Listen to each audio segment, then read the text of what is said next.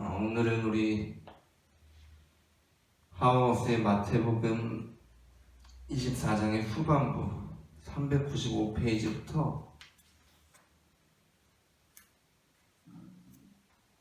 398페이지 이제 그 맨 위에 중간부터 시작되는 문단이 끝나는 부분인데요. 거기까지 성경으로는 24장 32절부터 51절까지입니다.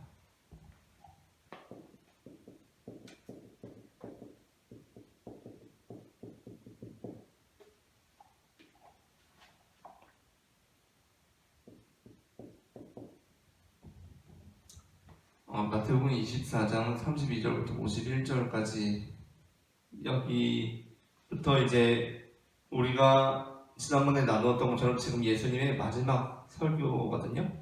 마태복음에는 총 5번의 예수님의 설교가 나오죠. 왜 5번이냐? 그러니까 정확히 5번은 아니에요. 예수님께서 다른 말씀들도 많이 하시는데 왜 5번으로 정리를 하냐면 마태가 의도적으로 예수님께서 이 말씀을 마치셨다라고 5번 쓰고 있고 그 앞에 그래도 주요한 어떤 설교의 내용이 나오기 때문이에요. 이 외에도 예수님께서는 말씀들을 하셨습니다. 비유도 하셨고. 그러나 5번으로 정리된다. 그리고 그 5번으로 정리되는 이유는 왜냐면 마태복음은 예수님을 새로운 모세로 제시하고 있기 때문이다. 모세오경과 관련해서 5번 하시는데 이 5번에는 우리가 그것도 나눴었죠. 이 마지막 설교에는 화 있을진저라는 말씀이 7번 나온다. 이제 없은 부분까지 하면 8번이라고 할 수 있지만 7번 나온다. 그리고 그것이 첫 번째 설교 복이 있나니 8번 한 것과 어느 정도 대비를 이룬다. 그런데 이제 마지막에 예수님께서 비유를 말씀하세요. 비유. 이 비유는 몇 가지냐면 7가지입니다.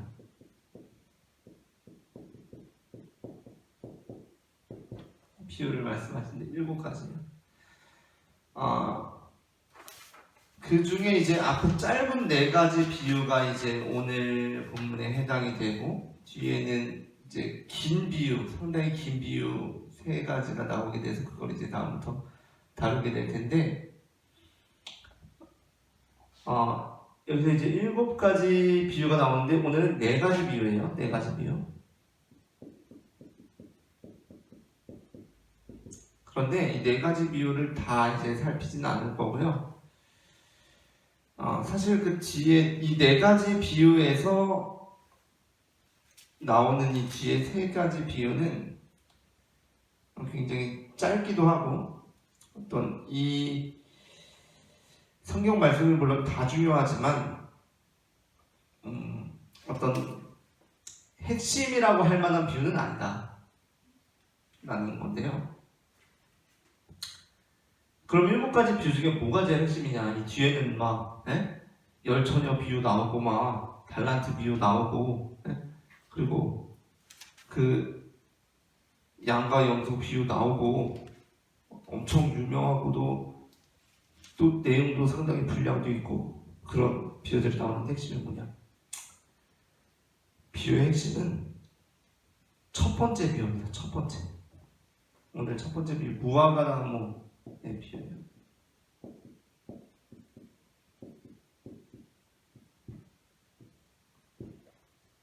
이 비유가 굉장히 중요하기 때문이에요. 이 비유를 통해서 우리는 예수님께서 말씀하시는 내용이 무엇인지를 판단을 해야 돼요. 자, 일단 하우머스의 글을 보게 되면 395페이지에 보면 이제 우리 시작되는 문단이죠. 오늘 그 중간에 예수님께서 다니엘을 여기 읽어보겠습니다. 예수님께서 다니엘을 사용하신 것은 제자들에게 앞서 생각하라고 요청하시는 것이 아니라 현재를 분별하라고 요청하시는 것이다. 따라서 예수님께서는 그들의 주의를 잎을 보고 여름이 가까운 줄 알게 해주는 무화과 나무의 교훈으로 돌리신다. 제자들은 이 모든 일을 보고 메시아께서 가까이 계신 것을 인정해야만 한다. 예수님께서는 이 모든 일이 일어나지 않고는 이 세대가 사라지지 않을 것이라고 분명히 말씀하시는데 그 이유는 그분 안에서 영원히 우리의 시간을 깨뜨렸기 때문이다. 하늘과 땅은 사라질 것이다. 그것들은 결국 피조물들이다. 그러나 예수님과 그분의 말씀은 사라지지 않을 것이다. 어떻게 그럴 수 있는가? 그분께서는 하나님의 말씀이시다 라는 겁니다.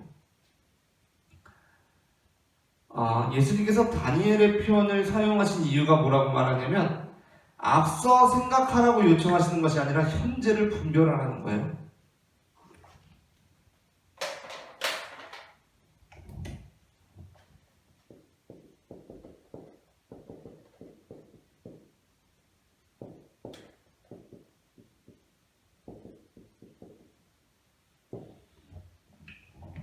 자, 우리가 지난 시간에도 함께 나눴었는데 예수님께서 지금 이 재난과 산고를 말씀하시면서 중요한 거 뭐냐면 현재에 대한 분별이에요. 분별.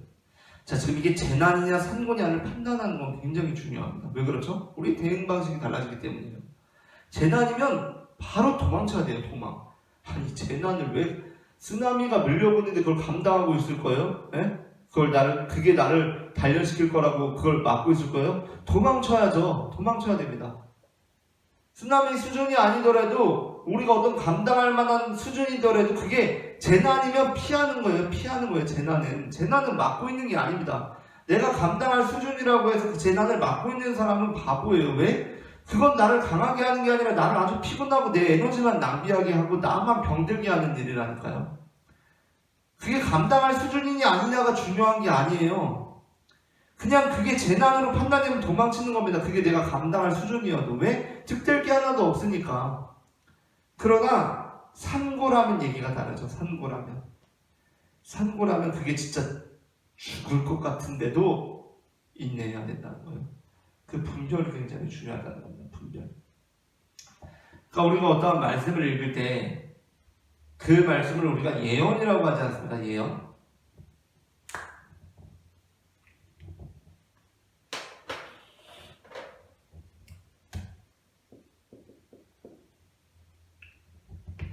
특별히 우리가 예수님의 이 마지막 때에 관한 말씀을 들으면서 이 말씀을 예언이라고 할 때 이 예자를 미리 예자로 생각할 수가 있어요. 미리. 그러니까 앞으로 일어날 일들에 대한 말씀으로 우리가 이해를 할 수가 있어요. 앞으로 일어날 일들에 대해서 예수님께서 말씀하셨다. 그게 이제 예언의 의미라고 생각을 할 수도 있거든요. 그렇게 될 때 예언은 뭐죠? 앞으로 있을 일들을 말하는 거예요. 몇 년 뒤에 무슨 일이 있을 거다. 너는 정 보러 가서 하는 것처럼 그렇게 하는 거죠. 근데 지금 예수님께서 마태복음 24장 하시면서 하시는 말씀이 뭐예요? 제자들이 물어봐요.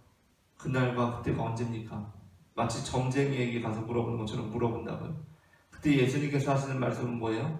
점쟁이처럼 언제 이런 일들이 있을 거다라는 거예요? 아니죠. 예수님은 점쟁이가 아니에요. 예수님께서는 예언자입니다. 예언자는 뭐냐면 미리 있을 일을 말한다기보다는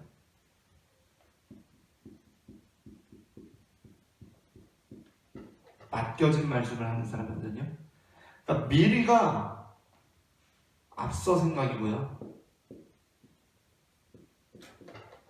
맡겨졌다라는 것은 현재 분별입니다. 일기예보 이런 거 하면은 이제 미리 하는 거죠, 그죠? 그러나 우리가 예금을 했을 때는 맡기는 거잖아요, 그죠? 그런 것처럼 지금 예수님께서 이 앞서 일어날 일들에 대해서 말씀하신다, 미리 말씀하신다라는 것보다도 우리는 어떻게 봐야 되냐면 예수님께서 맡겨진 말씀들을 하신다는 거예요. 이게 되게 중요합니다. 다니엘을 보게 되면 다니엘이 어떠한 시기에 대해서 말을 하고 있어요. 그렇죠? 근데 이 시기에 대해서 다니엘이 어떠한 방식을 취하냐면 이 자리에서 지금 이 상황을 보는 관점을 나타내고 있어요. 이 자리에서 이 시기를 보는 것처럼 작성하고 있어요. 그러면 우리는 이 다니엘을 읽으면서 어떻게 생각하기 쉽냐면 와 대박! 다니엘이 이때 이렇게 말한 것들이 시기적으로 흘러서 진짜 이루어졌네? 성경이 맞네. 그래서 성경이 하나님의 말씀이야 라고 생각할 수가 있어요. 그런데 사실은 그게 아니라 다니엘 같은 경우는 시간적으로 여기에 있습니다. 여기에 있어요. 다니엘. 근데 어떠한 방식을 취하고 있냐면 지금 이 자리에서 마치 여기로 들어가서 여기에서 이걸 보는 것처럼 쓰고 있어요. 그러니까 지금 다니엘은 사실은 이걸 모르는 거예요? 아는 거예요? 이거 알고 있는 거예요. 요거 알고 있다고요. 요걸 알고 있어요. 요걸 알면서 여기로 가서 이렇게 쓰고 있어요. 그러니까 당연히 지금 우리가 볼 때는 이때 있을 일을 이때 썼네? 야, 다 맞았네. 다니엘 맞네, 하나님의 말씀이라고 하지만 그게 아니라 이때 쓰고 있다고. 이때.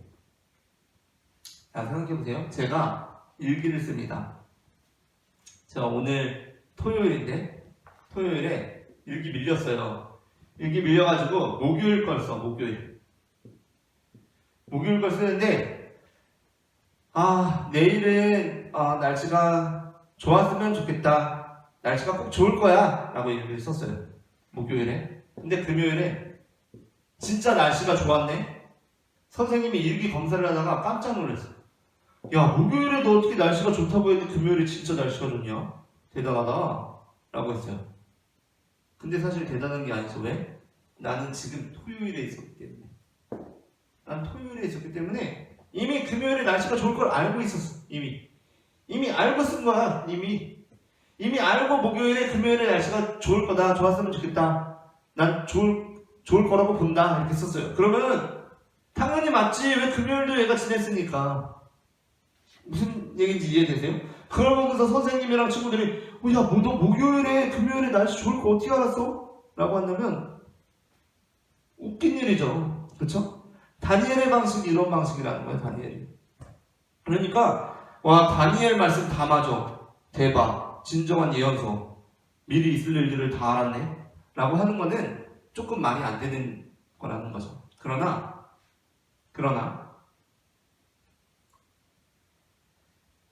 그래서 앞서의 일들, 미리 있을 일들에 대해서 예언을 이해하면 그 신앙은 연약할 확률이 높습니다.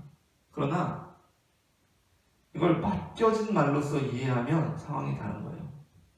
맡겨진 말로써 이해하면. 이걸 맡겨진 말로써 이해하면 상황이 다른 겁니다. 그러니까 다니엘은 지금 이 상황을 통해서 말을 하고 있는데 이 상황을 통해서 지금 어디를 말하고 있는 걸까요? 여기를 말하고 있는 거예요. 여기. 이 상황을 통해서 지금 여기를 말하고 있는 거예요. 여기를 말하고 있다는 겁니다. 무슨 얘기인지 이해되세요? 이 상황을 통해서 지금 여기를 말하고 있다고요. 여기.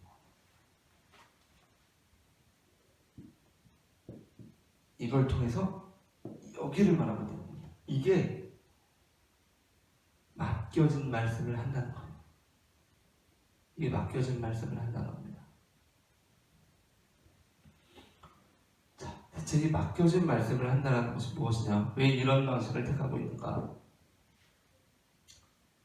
그러니까 이 다니엘이 이 구조 안에서 어떤 자신의 메시지를 선포할 수 있었을까요? 없었을까요? 선포할 수 없어요. 왜? 이 구조 안에서는 이 구조에서 바로 제재가 들어올 텐데. 그래서 다니엘은 이때로 가서 이 구조를 통해서 이걸 말함으로써 지금 이걸 말하고 싶은 거예요.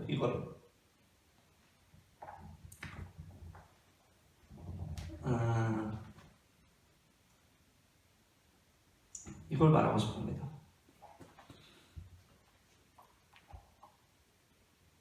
자, 보세요. 여기에 지금 힘이 아주 센 애가 막 토요일에 보니까 힘센 애가 힘 약한 애들을 막 괴롭혀. 힘센 애가 막 힘 약한 애들을 괴롭혀.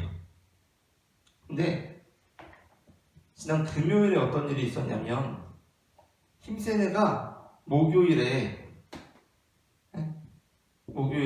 힘 약한 애 막 괴롭히다가 목요일에 힘센 애가 막 힘 약한 애 되게 괴롭혔거든요. 목요일에 힘센 애가 힘 약한 애 되게 괴롭혔어요. 금요일에 선생님한테 엄청 혼났어. 힘센 애 엄청 혼났어요. 그래가지고 토요일에도 힘센 애가 힘 약한 애를 막 엄청 괴롭히고 있네. 다른 애가. 내가 일기를 썼어요. 일기를. 어디에 썼냐면 지금 일기 한참 지나가지고 밀려서 목요일 걸 써요. 목요일 걸 쓰는데 지금은 아직 힘센 애가 힘 약한 애를 괴롭히고 있는 상황이에요. 그러면 이렇게 써요. 오늘 힘센 애가 힘 약한 애를 엄청 괴롭혔다. 하지만 저것은 얼마 오래가지 못할 것이다. 내일이면 아마 선생님에게 되통 혼나고 아주 그냥 싹싹 빌게 될 것이다. 라고 썼어요. 그러면 금요일 됐더니 진짜 그 힘센 애가 선생님한테 막 혼나가지고 싹싹 빌고 있는 거예요. 얼마나 신기해. 목요일과 금요일이 딱 맞았네. 와, 되게 신기하다 라고 생각할 게 아니죠. 왜죠? 토요일에 썼으니까 얘는 토요일에 쓰면서 목요일에 이미 힘센 애가 힘 약한 애를 괴롭히고 있을 때 금요일에 일어날 일을 이미 알고 있어. 이미 금요일에 일어날 일을 선생님한테 혼나서 싹싹 빌 걸 알고 목요일 상황에 쓴 거예요. 목요일 상황에 썼으면 근데 금요일 당연히 맞지. 왜? 토요일에 있으니까. 얘는 토요일에 있으니까. 근데 여러분 중요합니다. 지금 토요일 이 상황이 어떤 상황이에요? 지금 힘센 애가 힘 약한 애를 괴롭히고 있다고. 또 괴롭히고 있다고요. 또. 근데 이 상황에 굳이 목요일, 금요일에 다른 재미있는 일들도 많았을 텐데 이 얘기를 왜 쓰고 있을까요? 그렇잖아. 아니 토요일에 지난 일기 쓸 때 목요일, 금요일에 다른 재밌는 일들도 많았을 거 아니에요. 뭐 밥도 먹었을 거고, 축구도 했을 거고, 그런 재밌는 일들 많았을 거고. 그게 아니라도 지금 힘센 애가 약한 애를 괴롭히고 있잖아. 그러면 굳이 이 얘기를 하는 게 나한테 들기에 싫어요. 싫으지. 괜히 했다가 나까지 괴롭히면 어떡해. 무섭잖아요. 근데 굳이 이 얘기를 쓰고 있네. 그러면서 은근히 선생님한테 암시하고 있네. 선생님 그저께 그러셨는데 오늘 또 누가 누구 괴롭힌대요. 암시하고 있네. 이게 바로 뭐예요? 이게 예언인 거예요. 예언. 여러분 성경에 나오는 수많은 예언들이 정말 그 말씀대로 이루어져서 대단한 게 아닙니다. 네? 정말 목요일에 얘기한 게 금요일에 이루어져서 대단한 게 아니에요. 이게 진짜 맞네, 진짜 이루어졌네, 진짜 예언이네가 아니라니까요. 성경에 나오는 수많은 예언들이 왜 대단한 말씀이냐면 이렇게 말씀했기 때문에. 이렇게. 이렇게. 그 앞서 얘기한 게 미래에 이루어진 게 아니에요. 이미 알고 있다고요. 이미. 근데 뭐야, 이미 알고 말한 거잖아. 뭐야, 사기치는 거야. 뭐 그런 게 아니라니까요. 그 얘기를 했다는 게 대단한 거예요. 했다는 게. 그 얘기를 했다는 게 대단한 겁니다. 예수님께서도 지금 예언의 말씀들을 하세요. 이 예언의 말씀들을 우리한테 왜 하실까요? 자, 내가 말한 대로 나중에 그대로 이루어질 거다? 진짜? 그런 미래적인 관점에서 이야기를 하시는 걸까?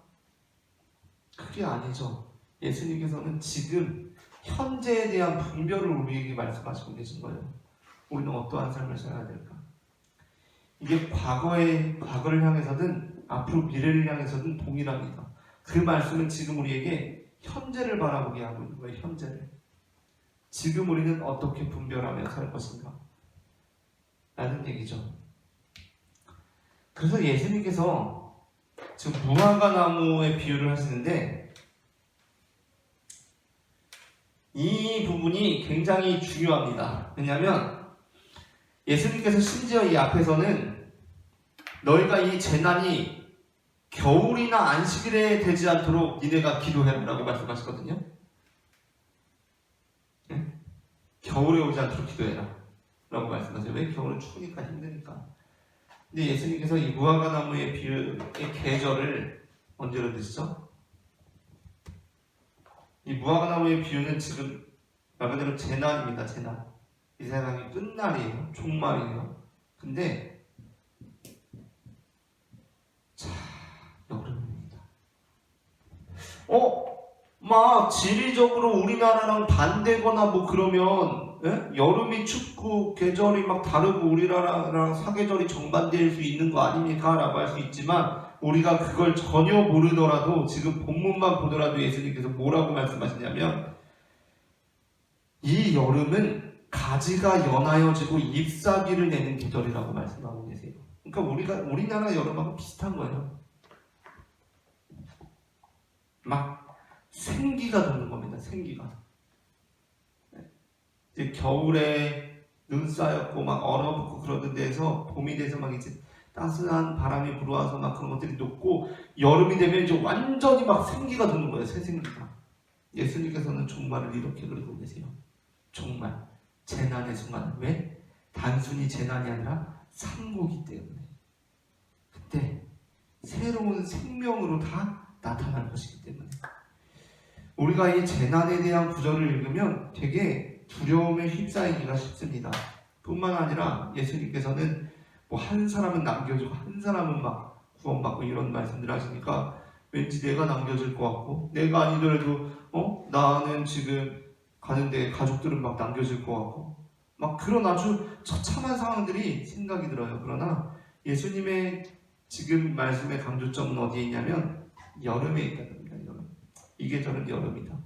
그 계절은 새롭게 모든 것들이 새로워지고 막 생기가 돌고 새롭게 되는 시간이다 라고 예수님께서 그 관점을 잡고 시작하신다는 거. 그래서 무화과 나무의 비유가 비유인 것 같지도 않고 이게 이 앞부분이 왜 나오나 싶을 수가 있는데 이게 굉장히 중요한 비유입니다. 왜냐면 그 뒤에 나오는 비유들 오늘의 세 가지 비유 말고 그 뒤에 뭐 슬기 있는 여자들, 준비한 여자들, 그리고 달란트 비유, 양과 염소 비유를 예수님께서는 이 관점으로 보라고 지금 제시를 하고 계신 거예요. 그렇기 때문에 굉장히 중요하다는 걸 알았으면 좋겠고 오늘은 여기까지 하고 다음에 25장 하면서 뵙도록 하겠습니다. 감사합니다.